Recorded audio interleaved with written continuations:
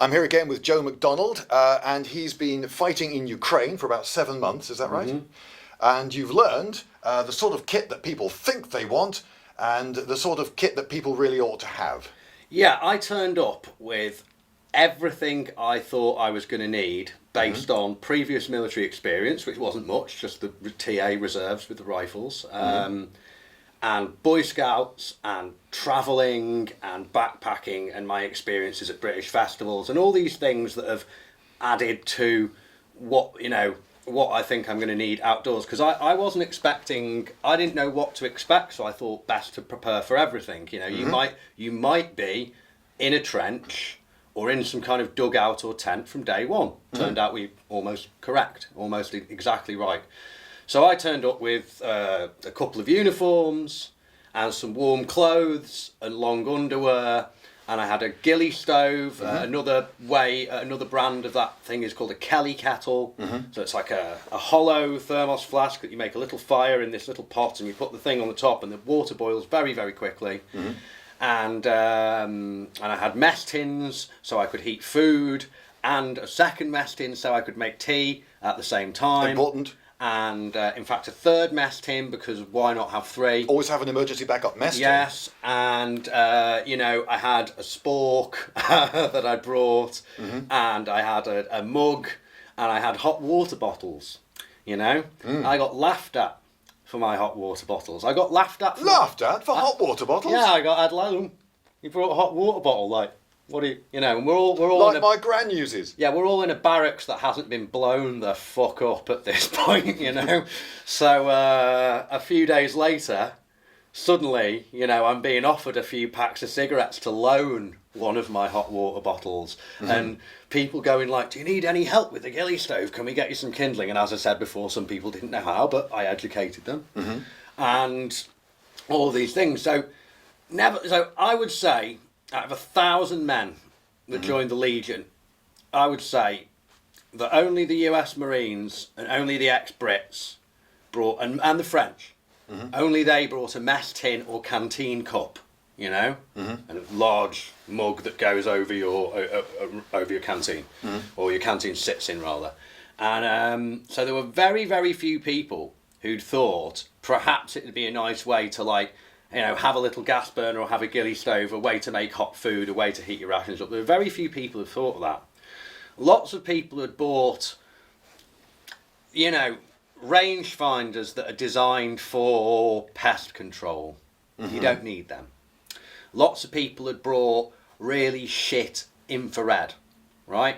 That couldn't see very far, or really shit night vision. Like, you can get night vision now for like 150 quid, and if you want to have that and drag that around with you, and it'll achieve about what the original night sights we had in the Falklands War will achieve. Yeah, you don't need that. It's a waste thing. Silencers. All the guys. Oh, come on! Every cool soldier wants a silencer. Well, when you see special forces, when you see people using silencers, it seems like, that's a good idea, and the special forces are using them, so that means they must be good, right? Special forces soldiers using them, therefore silencers good.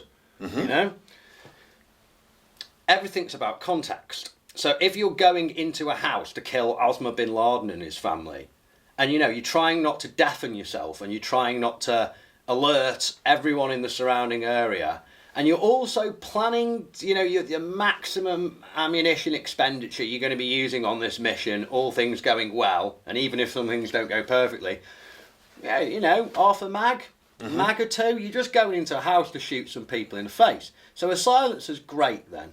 Or if you're sneaking around the woods doing recon stuff, and you're like, there's a few Russians. That's recce. Recce stuff. If you're doing recce stuff and you're sneaking around the woods and you come across a few Russians sat by their campfire, all unawares, and you can go pew pew or poof poof. It's a lot louder than that. It's a lot louder than that. It's a lot it's still it's still bang. It's still a crack, But yeah, then silencers be quite good. But if you're, after they'd pushed the Russians out of Kiev, you've got the Ukrainians in one great big curvy line, and then a kilometre or so away, or two away, you've got the Russians in one big line. So the enemy's east Yeah? East or northeast or southeast, but they're that way.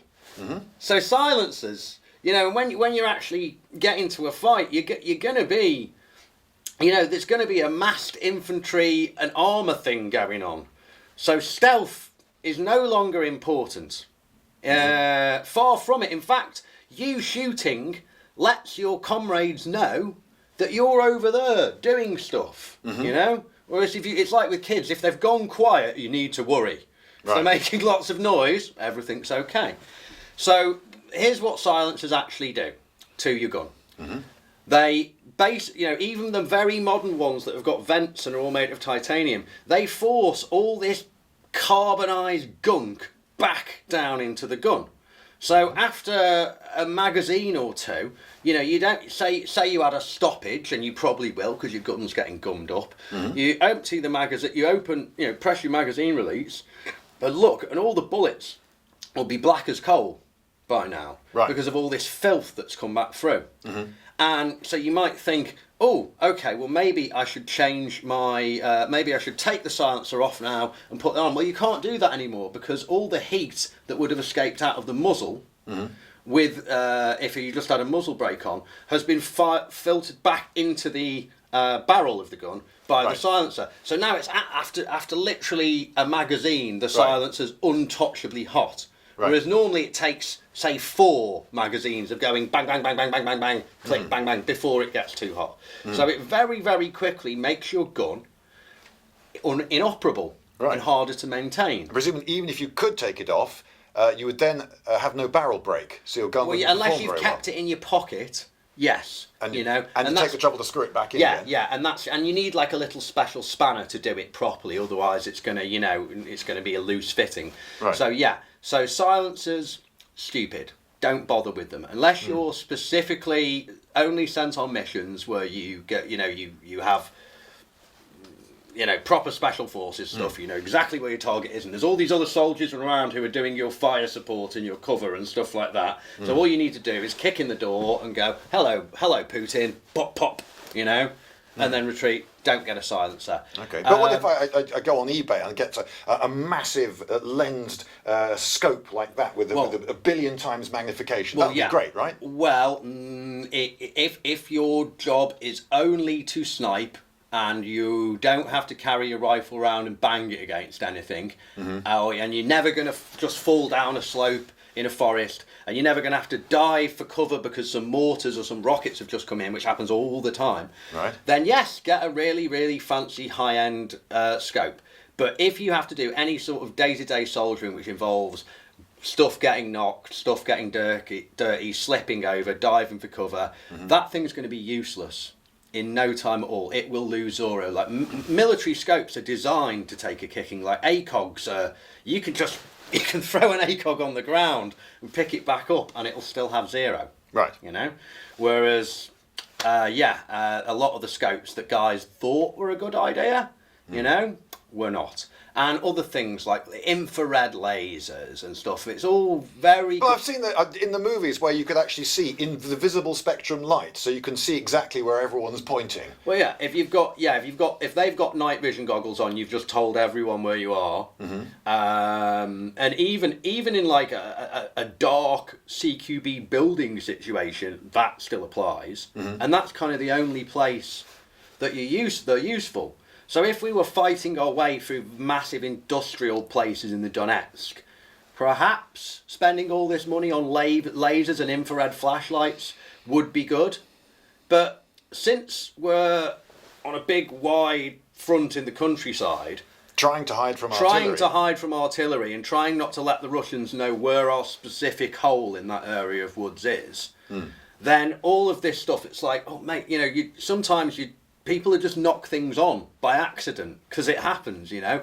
So like the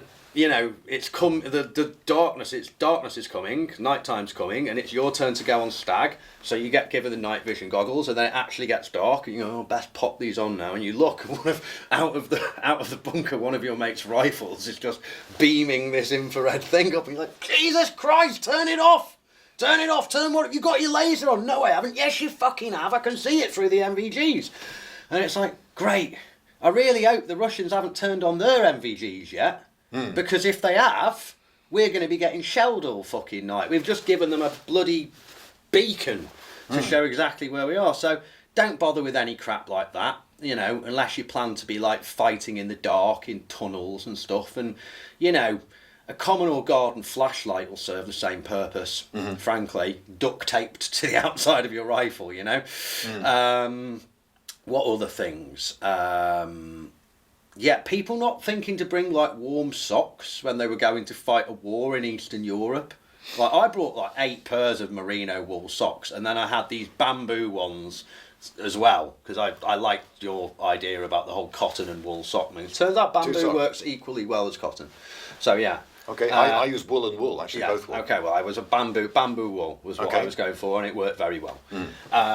So people not thinking to bring warm socks, and for that matter, warm long underwear and stuff like that. You know, even if it's the middle of summer, it's still nice to have a set of pyjamas to wear when you're away from the trench. And, you know, you can get your uniform up, maybe even wash it, you know. Because we only had one uniform for like 6 months, this is my original uniform. As you can see how very faded that's become. That's what 6 months of digging trenches and a bit of my blood and a bit of some other people's blood will do to a pair of trousers. And I think that's a fine advert for whatever washing powder you used, because it's not that bad. It's really not that bad, but they've had 2 machine washes since I got back to the UK, because I didn't want to turn up for Remembrance Day in a few days.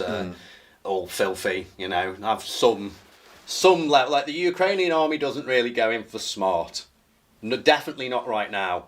In fact, the Legion will probably be possibly the first regiment in European history to learn drill at the end of a war. Because drilling and marching and stuff just doesn't come into it, and saluting is Vietnam sniper rules. You know, don't. Right. Just don't. You know. Try and address officers by the first name as well, or the name they tell you. Don't call them sir or captain or major. Call them whatever name they've told you to call them. Don't salute them. Don't march. You know, it was pretty infuriating at times, because I really do think they should have taught us a bit of drill.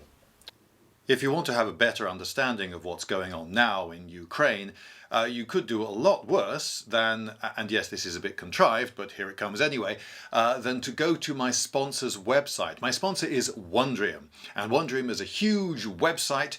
It's a big company. I've been there. They have lots of employees, and they have a big studio, and they get in academics from prestigious universities to create lecture courses for the camera, and then they put them on the web, and so then you can see them, and you can go and see a particular course called A History of Eastern Europe. It starts with people like the Mongols invading, and it goes right through all sorts of wars and revolutions and general periods of nastiness, because you know how historians tend to ignore the periods when everything was fine. And right up to the current crisis in Ukraine. The crisis didn't start with the invasion, by the way. It was already being called a crisis, and there was tension and violence back in 2014. So if you want a better understanding of the present, and who wouldn't want that, well, then you need to understand the past. The course is, I wouldn't say it's the greatest for cradle work. The lecturer is more into parallel waving and single arm use, so it's a lot of this and a lot of this. But it does have a beige jacket, so you know that's all right. Anyway, how do you avail yourself of this information? Well, you could go to wondrium.com/Lindybeige, or you could just, this is much easier, click the link in the description, and then you could find yourself looking at details of a free offer. This is a free trial period. You can wander around the site, watch as much stuff as you like, and if you do like it, then you can subscribe monthly and have unlimited access forever, if necessary. Although forever is a very long time. For the rest of your life, that'll do. And watch an awful lot of academic content and become a lot more knowledgeable than perhaps you otherwise would have been.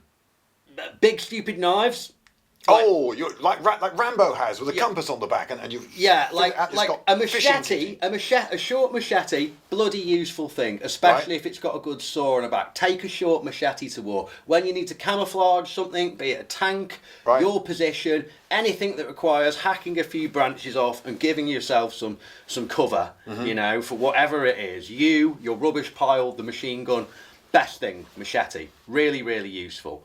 And can also be used to, like, you know, for a bit of battening and shaping a stick to prop something up or whatever you need to do. That's damn useful. Big stupid Bowie knives are not useful. And frankly, you're much better off with a straight machete to do machete things than you are a kukri. You know?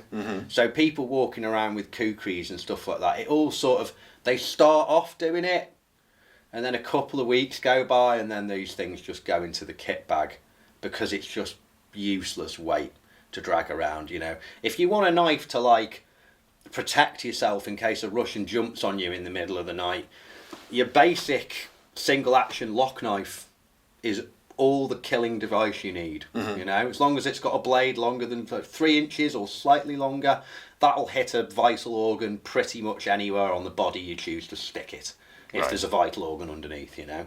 So why bother with these fancy things? But guys, for some reason, like to have a big stupid 16-inch Bowie knife on the hips.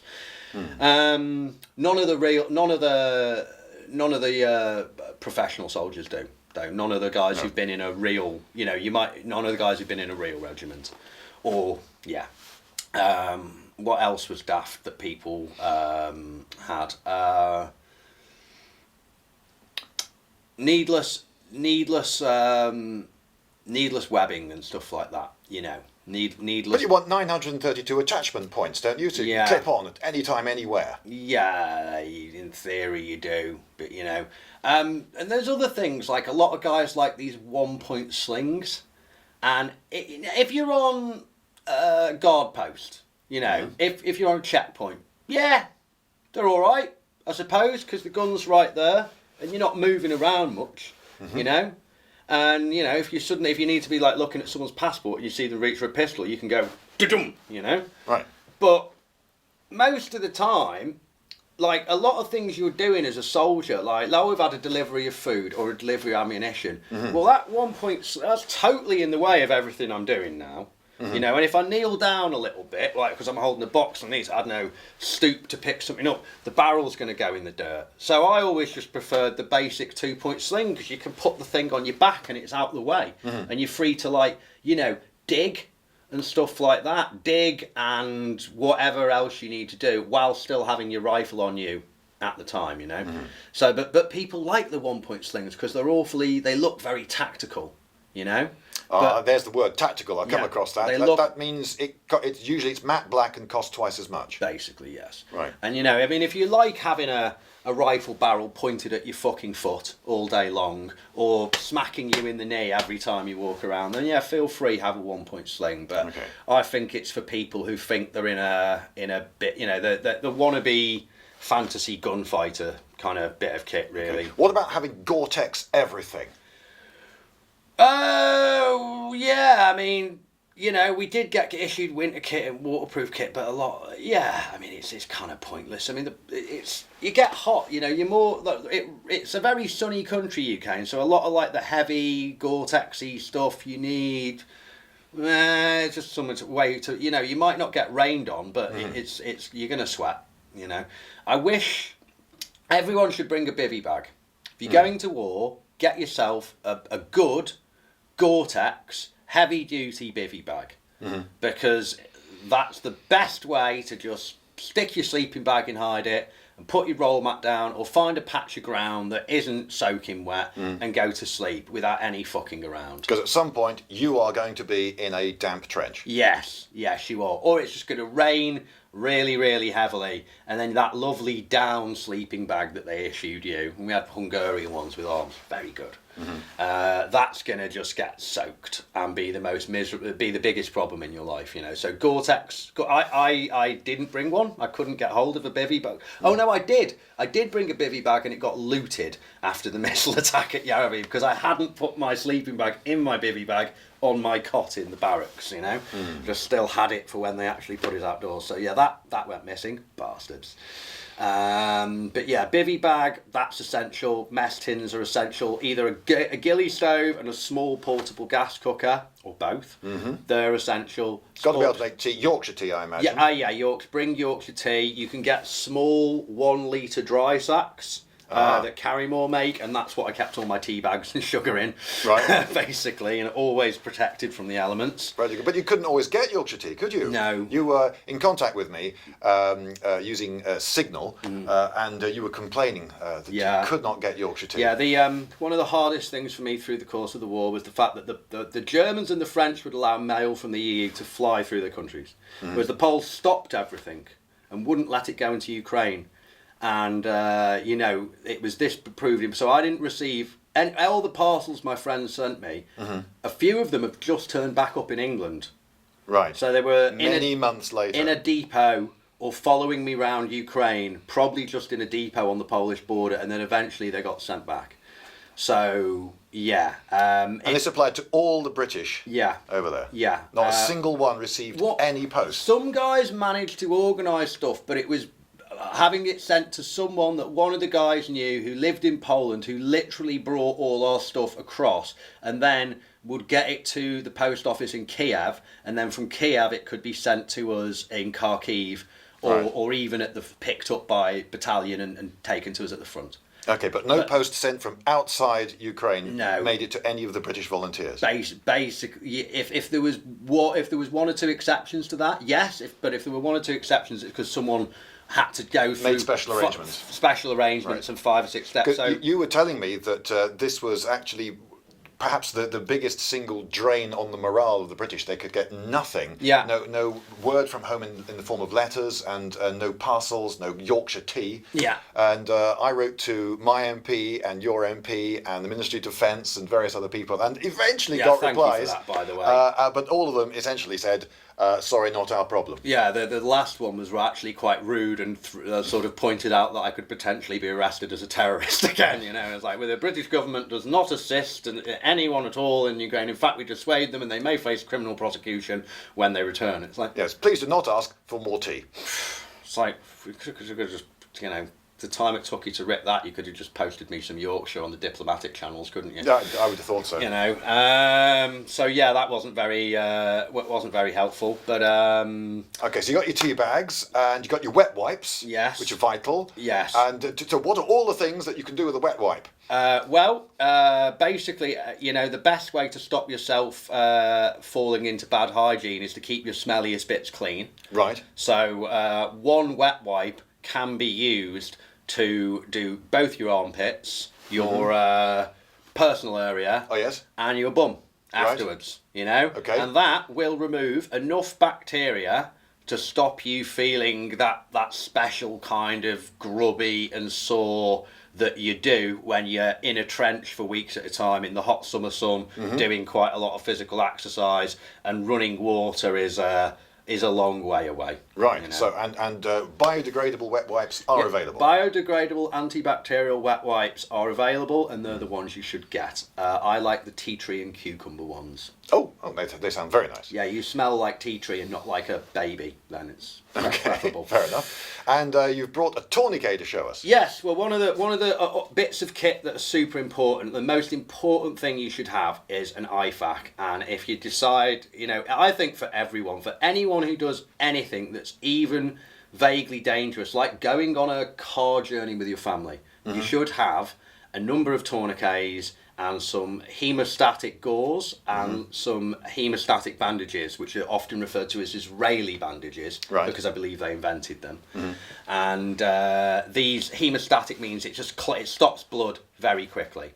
So anything that isn't an artery, cramming some gauze in there and whacking a hemostatic bandage on top, you've just stopped yourself bleeding very, very quickly. But anything that is an artery, this is what they call a combat application tourniquet. This is just a cheap Chinese training one, but it does its job. And what you do is normally pull this little tab off, and you go like that, which opens it, and then you open it up, and you put it on the arm as high as it will go. This is assuming you've been wounded on the arm, Yeah, of course. let's say I've just been shot In around the the wrist. elbow area, All right. and I'm pulling it as tight as it will go. Yep. And now I'm getting it to there, and now we start to engage the windlass, which gets it tighter. And when you've been hit, doing this will hurt more than the injury.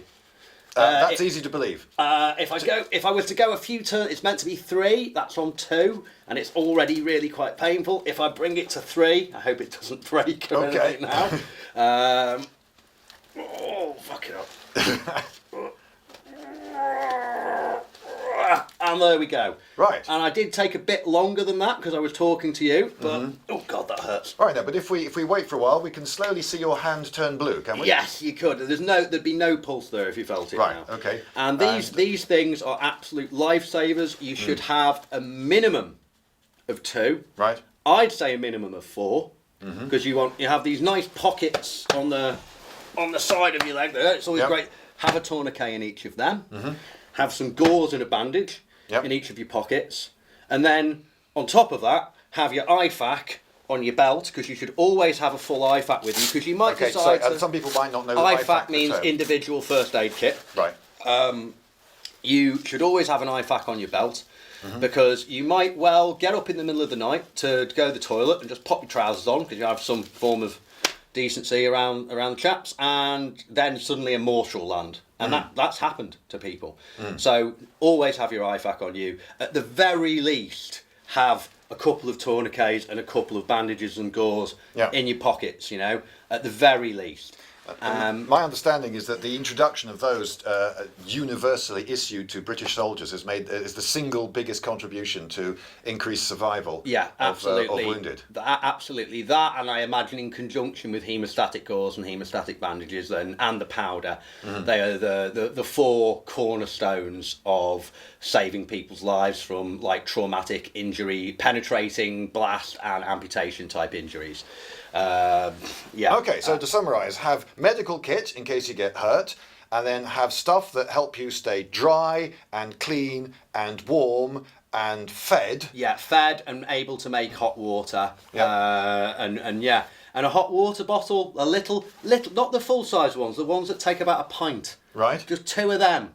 2 of them are great, because you can have one in the bottom of the sleeping bag and one up by your hands or your chest or the small of your back or wherever you feel needs the most warmth. And Right. with those things, that's what other than, a good raincoat, a coat that will keep the rain off, poncho, changes of socks and underwear, good boots, making sure you have good boots, and a change of footwear. At the very least, a pair of Crocs.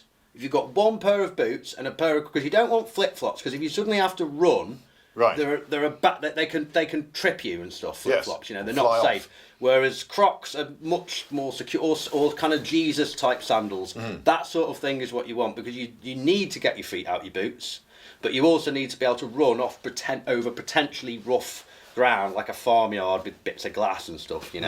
So yeah, that's that.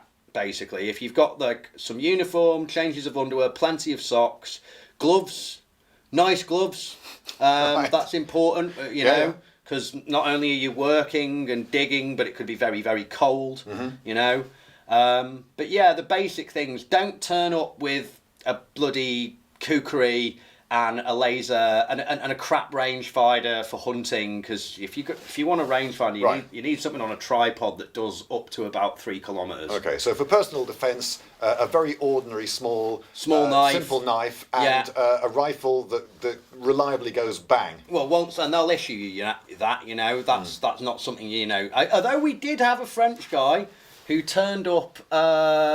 He'd been in the French military, and he got himself a gun licence. And then he actually delayed his trip to Ukraine because he wanted to turn up with a Mosin Nagant, and he bought one in France and turned up with a Mosin, and he turned up with a personal weapon, but we also, for some reason, there was some guy who was floating around who'd brought a prop M1 Garand, and he was carrying it around with him. I think basically because he thought people would steal it or just throw it away or something if he left it lying around. Because why why has that wanker brought a fake gun to the war? And he's like, oh, he wants to give it to President Zelensky. I'm like, why does President Zelensky want a fake M1 Garand? What's that got to do with anything, you know? But yeah, there was a few odd people, you know. But yeah, we had one guy turn up with his own weapon, but that was it. I don't believe anyone else turned up with their own firearm. And I think it probably would have been quite difficult for them to, in most cases. For most, yes. But though at that time, I imagine the general attitude of the Polish and Ukrainian border guards was like, you're bringing a gun into Ukraine? Yes. Are you Russian? No. Well, on you go then. Here, have a cigarette. Go get 'em, Tiger. You know, that pretty much would have been the attitude at the time. You know, when we got to the Polish airport, the customs guy was like, you have COVID passport? I'm like, no. You have vaccination? No. Why are you in Poland? This is problem. It's like, we're here to fight the Russians. Oh, okay, 1 second. Calls his friend on the radio, got his friend to come round to this customs bit of the airport, picked us up in a little golf cart, drove us to the airport gates, dropped us off, gave us a deck of smokes, shook our hands and sent us on our way. You know, so yeah, at this point I'd like to thank Vladimir Putin for curing COVID. All of us in the Legion were very grateful for that and giving us the opportunity to travel and find employment again. Right. Because yeah, there was it was like it suddenly stopped. You know what I mean? As soon as the invasion happened, COVID. What about COVID? We're not worried about COVID. You boys just go on through. As long as you're heading towards Russia, it's fine with us. You know. So yeah, that was quite interesting. You know. Okay, so now we know what kit to take to war.